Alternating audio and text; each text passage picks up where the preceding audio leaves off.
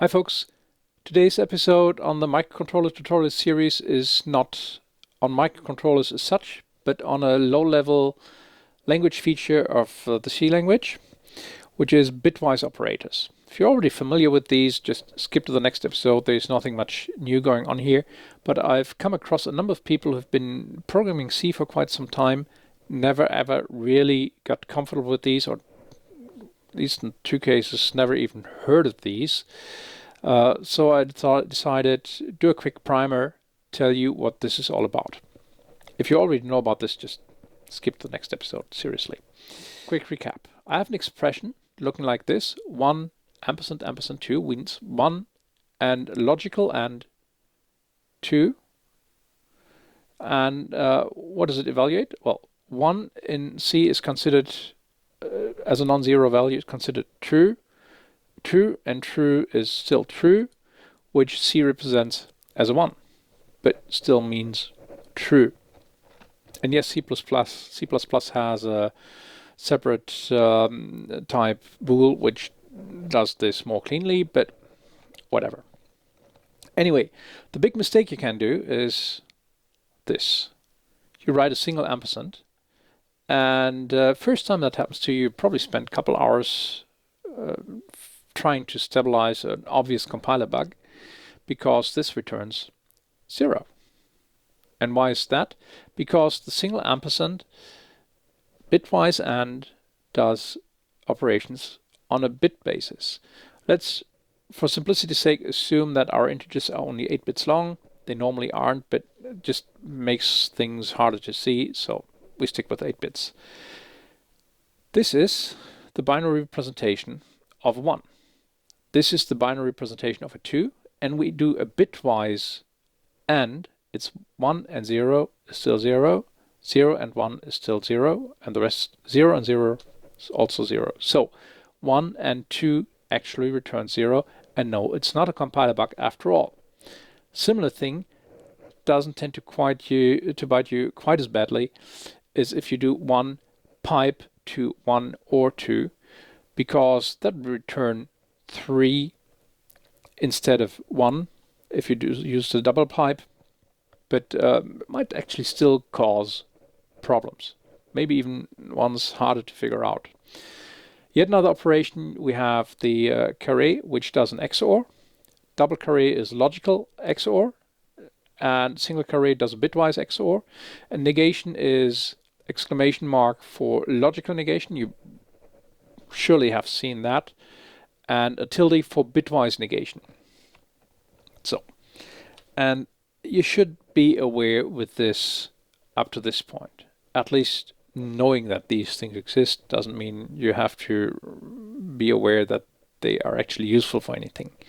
However, there's two operations basically with bitwise operations only, and that's the left shift and right shift operators, which are written as equal as greater than, and less than operations. Now, to explain this, we take an integer, whatever, a, write that in binary, looks like this. And yes, we just stick, for simplicity reason, with unsigned 8-bit integers. Unsigned char on most machines, or uint8_t if you want to be absolutely sure. Now, the reason why the bits are numbered like this is the least significant bit, this is the most significant bit, will become obvious in a moment. And we take one from the previous slide and we write it like that. Not much of a surprise so far. Now what we can do is we can take the 1 and do a left shift by 1 bit. And that moves everything except for the first, the most significant bit, which drops off, to the left and then fills up with zeros. Basically means a multiplication by 2. And we can also do this. We can left shift by 5 bits. So we get 5 new zeros in here, and here's our also the zeros and then the 1.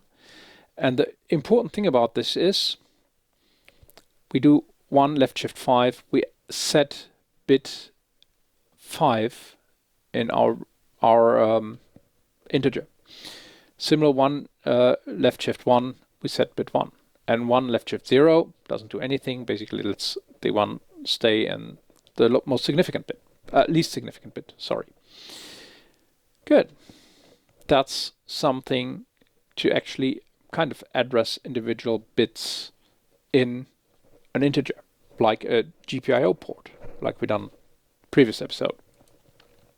We can also negate things, basically take the previous expression, turn all zeros into ones and all ones into zeros, and yeah, makes a huge difference if you use a tilde here or an exclamation mark. Figure that out yourself if it's not obvious to you. And what we can do, we can say we take our variable a and do an or equal 1 left shift 5. Basically, we take our a from here and we do bitwise or with 1 left shift 5. What does it do? Well, it sets bit a5. Similar thing if we want to clear that bit, set it to 0 again. We do it like this. We take 1 left shift 5, do a bitwise negation, and then do a logical AND. And that means we take our A, do logical AND with this mask, and that means bit 5 gets set to 0 and everything else stays untouched. Big surprise. We can also do an XOR with individual bits. With that, we can actually toggle individual bits in our variable. We need this a lot of times when it comes to microcontrollers, where we have to manipulate individual bits, which are then connected, bits in an I/O port, which then connect to an outside pin. Seen that in the previous episode.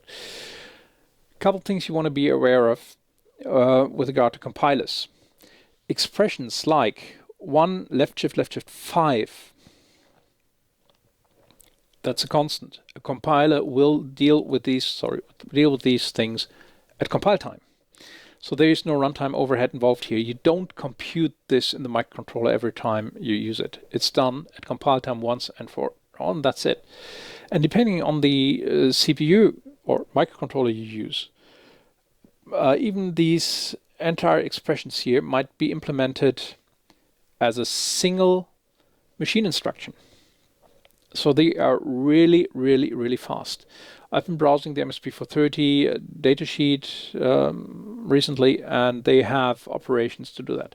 Haven't checked the intermediate compiler output if they actually do it, but I'd bet my money on it they do that. So these things may look complicated in C code, but once they're turned into machine code, they're actually fairly obvious, or fairly efficient and fast and small and whatever to implement. Okay, one more thing, dealing with multiple bits at the same time. We can do things like 1 left shift 5 or 1 left shift 1. Basically sets the bits 5 and 1 in this, and then we can OR these to A, means we set 2 bits at the same time. Can be important if you want to avoid inconsistencies when you do interrupt handlers and whatnot. We can do the same with the logical AND and negation to turn bits off or toggle things. Just again, big surprise. At this point it should be obvious what's happening there. And then there are a couple more idioms that you might come across. This one evaluates to true if bit A5 in A is true. It should be fairly obvious. This, I want to think about that for a moment. This expression to the left of the equal sign evaluates to either 0 if bit A5 is 0, or to 32 if bit A5 is 1. So we add either 0 or 32 to B. Okay. Now what about this? We do a double negation. The negation of negative is a positive, so we could remove these two exclamation marks and it would work the same, right? No, it's not the same. Why is that? As here, the expression in the parentheses evaluates either to 0 or 32. First exclamation mark turns that into 1 or 0, and the second turns into 0 or 1. So if bit A5 is true, we add 1, not 32, but 1 to B. And if bit A5 is 0, we don't add any, we leave B untouched. And yes, these are the sorts of things that might make things really, really confusing because you're not used to them. This is not really obfuscated code with intention to make things hard to read. If you want to do that, you do all this sort of stuff and write stuff in there as decimal constants, because that's really annoying. But it actually makes sense to do things like this sometimes. Okay, so that's basically what you want to know about these bitwise operators.